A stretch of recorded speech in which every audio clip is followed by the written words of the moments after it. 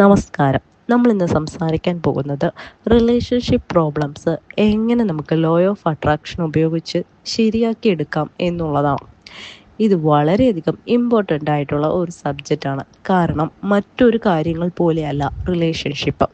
ഇതെന്ന് പറയുന്നത് രണ്ട് മനുഷ്യർ ഇൻവോൾവ്ഡ് ആയിട്ടുള്ള ഒരു കാര്യമാണ്. നിങ്ങൾക്കിപ്പോൾ ധനം വേണമെന്നുണ്ടെങ്കിൽ നമുക്ക് ഡയറക്റ്റ് യൂണിവേഴ്സിനോട് ചോദിക്കാം. യൂണിവേഴ്സ് ഒരു പക്ഷേ അത് നിങ്ങൾക്ക് നൽകിയേക്കും.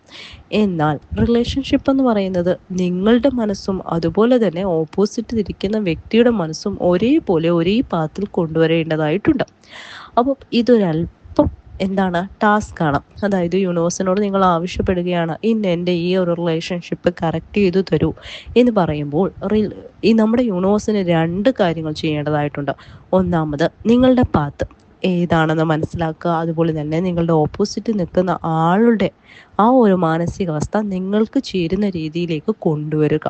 അപ്പം അതൊരു അല്പം കഠിനമായ ടാസ്ക് തന്നെയാണ്. അപ്പം അത് നേടിയെടുക്കേണ്ടത് വളരെ എളുപ്പ മാർഗങ്ങളല്ല, കുറച്ച് കഠിനമായ മാർഗങ്ങളിലൂടെ തന്നെയായിരിക്കണം. അപ്പോൾ റിലേഷൻഷിപ്പുകൾ കറക്റ്റ് ചെയ്യാൻ ലോ ഓഫ് അട്രാക്ഷനിൽ വളരെ രഹസ്യമായിട്ടുള്ള കുറച്ച് മെത്തേഡുകളുണ്ട്.